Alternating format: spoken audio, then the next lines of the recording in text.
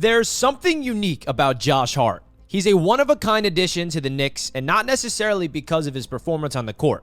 Since signing a 4-year extension in late 2023, he's quickly become a fan favorite in New York, and one of the most crucial members of the New York Knicks. Josh Hart has carved a very respectable career for himself in the NBA since being drafted in the late first round back in 2017. He landed in LA with the Lakers, spending 2 seasons there before stints with both the New Orleans Pelicans and the Portland Trail Blazers. When he was traded to New York, he felt as though it was the first time he actually got to compete for something, and he went right to work. He's humble, committed, and Knicks fans know they're getting everything he's got every time he steps on the floor. So when did Josh Hart learn to play the game the way he does? What's life like for him away from basketball? And how does he spend that lucrative contract he signed to stay in New York? Let's meet the man behind the number 3, the kid that nearly got kicked out of school but persevered and forged his way into the NBA. Josh Hart grew up in Silver Spring, Maryland, a predominantly wealthy area in the suburbs of Washington, D.C. His father, Moses, worked long hours as a chef, while his mother, Pat, often worked into the night as a waitress at a local country club. When his father got off of work late into the evenings, he would take his son down to the local court, turn on the beams of his car, and the two would shoot around together. Whether it was the height of summer or the middle of the winter, they always played. Josh remembers having to shovel snow off the court sometimes just so they had a spot to play on. He'd been determined from a young age, just as he is now in the pros. A lot of that came from his father. He instilled a message in his sons from a young age, teaching them to find something they were good at, something they loved, and then giving it everything they had. Josh Hart took a lot from Michael Jordan. He practiced at night because Jordan once said that he always worked while everybody else was sleeping. Hart believed it would give him an edge, and with his dad and older brother's help, he was quietly working on his future. If you want to get a feel for who Josh Hart is, there are stories from his childhood that emulate the man you now see on the basketball court at Madison Square Garden for the Knicks. People love him now. People gravitate towards him now, as they always have. You see, during a camping trip with the Boy Scouts, Josh Hart's family home was destroyed in electrical fire. His parents were left with absolutely nothing. They had no money prepared to rebuild and no insurance to cover the damage. Their lives were uprooted, and Josh and his 3 siblings were forced to move into a 2-bedroom apartment. It was that year that Josh transferred schools. He went from a public school to a place called Sidwell Friends, a very intense private academy. Josh Hart had no idea how to fit in a place like that. He had never been exposed to the kind of discipline they impressed on their kids and found himself getting in trouble left and right. After his first year there, and countless minor offenses such as eating in the hallways or getting his phone out in class, the school suggested he transfer somewhere else. And that's when the love for Josh Hart, the kid, kicked in. His classmates and friends created a Facebook group called Let Josh Stay. He was a good kid. He wanted to succeed. It was all just new to him. But the outpouring of love and support fellow students showed is a pure testament to the young man Josh Hart is and has always been. When he discovered just how many people were behind him, Josh Hart committed. And that's when he found the Hillmans. One of his basketball teammates at Sidwell, Matt Hillman, would invite Josh around his house regularly. Eventually, the Hillmans became something of a host family for the young talent, giving him a place to eat, sleep, and most importantly, study, so he can get himself on track at school. In an interview with The Pivot, Josh Hart talked about how tough that must have been on his parents, who practically gave up on him temporarily so he could get himself right at school. Sometimes he'd only see his parents maybe once a week while staying with the Hillmans. Thanks to the backing of both his family and the Hillmans, Josh Hart would very quickly find himself recognized by several D1 basketball programs. The head coach at Villanova, Jay Wright, had visited Sidwell while scouting one of Hart's teammates. And what was it about Josh Hart that stood out to him? Work ethic. Tenacity to attack and bring down every rebound. He had a relentless drive that we see today with the Knicks. Hart didn't start at Villanova until his 3rd year.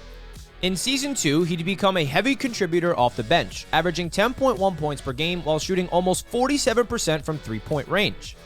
When he'd got there, he was an unpolished basketball talent who could outwork just about anybody, but needed serious refining on the most technical side of the game, including his shooting.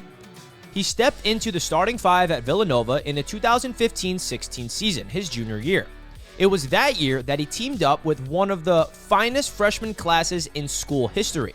Jalen Brunson started immediately, while Mikal Bridges and Dante DiVincenzo both came off the bench.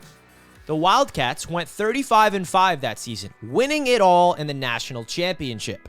Hart was the team's leading scorer on the season, as well as posting 6.8 rebounds a game and 1.9 assists. More than anything, though, he was a leader again. In fact, according to his close friend and Knicks star teammate Jalen Brunson, Josh Hart's tenacity sometimes blurred the lines between trying to motivate his teammates and acting as kind of a bully. He had a few scuffles with teammates, all of those he's featured with New York as a pro. Despite maybe overstepping the boundary from time to time, Josh Hart's motivation had clearly worked. Villanova were the champions, and the NBA was an option for the 6'5" guard. Instead, Hart opted to return for his fourth year with the Wildcats. Despite the success, he understood that maybe he wasn't ready for the NBA. He'd been a projected late second-round pick and a guy that might not even make a roster, and so made the decision to go back to school for one more year. That was a choice he found hard to make. He was turning away from a potential NBA contract that would finally allow him to support his parents, who had given him everything he had. He wanted that so desperately. He'd never been able to give them anything back, but showed patience in understanding that another year of college ball might just set him up to succeed at the pro level. Hart never took anything from anybody. A lot of his friends came from wealthy families that had money to spend. When they'd go out, they'd offer to pay for Josh to eat or have fun, and he'd decline. He never wanted to take a thing, but he saw what it was like to have and not need. He wanted that for himself and for his family. While the 2016-17 season at Villanova might not have resulted in another championship, Josh Hart outplayed himself by far. He bumped his points per game to a career-high 18.7 while shooting over 40% from three again, as he had done his sophomore year. He was named the consensus All-American for that season, as well as being named the Big East Player of the Year while winning the Julius Erving Award and the Senior Class Award. Now, it was Josh Hart's time to enter the NBA, his most mature and most prepared self, having given everything to be in that moment. He was drafted 30th in the first round in the 2017 NBA draft by the Utah Jazz and then was traded to the Los Angeles Lakers. He dealt with injuries early on that caused him potential playing time, and in July of 2019 found himself packaged up with several other players and picks in the Lakers trade for Anthony Davis. Josh was very disappointed and struggled to hide it. He spent a couple of seasons there, started 44 of the games, and just as he was perhaps settling in, he was traded yet again. This time, it was a major trade with the Portland Trail Blazers, with the Pelicans acquiring CJ McCollum, Larry Nance Jr., and Tony Snell in the exchange. That was a rough time in his life. Josh Hart's partner, Shannon Phillips, now his wife, was as far away from home as possible in the Northwest, and when Josh would go away on road trips with the team, she was left in the house by herself with no support. When he finally landed in New York, it felt like he'd landed. He had family around him, his now wife was happy, and could raise his twin baby boys with a proper support network. It was the third team he'd been traded already in his pro career, but this time felt different. The Knicks had traded for Josh Hart. He wasn't part of a package deal or a sweetener for a star player. The deal was for him, and he was going to be part of what the Knicks were building. That was confirmed several months later when he signed a 4-year extension guaranteeing himself generational wealth. It was an $81 million contract over 4 years, a testament to the work Hart had put in to finally earn himself the right to a major NBA deal. While on the pivot, Hart spoke on the reasoning behind staying in New York and taking the extension over testing free agency. His family was settled in, he didn't want to uproot them again, and he had carved a real role for himself with the New York Knicks. The strong contingent of Villanova talent on the roster certainly helped, and the Nova Knicks felt as though they were truly building something to compete in the Eastern Conference. Under that fresh contract, Hart is able to enjoy life in New York. Now he can take care of his family, give his twin boys a great life, and he finally gets to give back to his parents, as he's always wanted to do. He's a sour candy lover, but a major wine enthusiast too, something that stems from a Secret Santa exchange with Rajon Rondo in Los Angeles.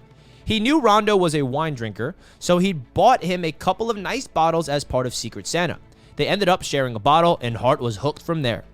It's now a major part of his personality, and he's even walking into games with a bottle of wine.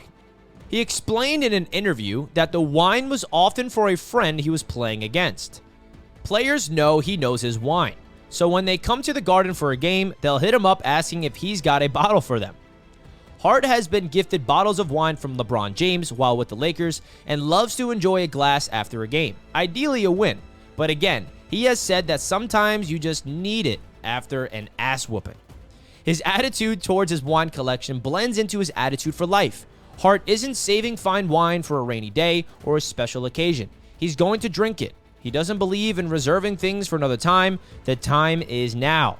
In that same interview, Josh said, "Celebrate the little moments as well as the big ones. Enjoy your life." Josh also loves to game. He live streams on Twitch playing Call of Duty on stream. When traveling with the team, he's got a portable setup he can take with him so he can game on the road, in the hotels, and distress in between games in the league. He sees it as his release. It's his way to unwind during the season and take his mind off of basketball for a few hours. Although, even that can be stressful sometimes, and there's a video of him smashing the keyboard thanks to Call of Duty. Something many, I'm sure, can relate to. Definitely me.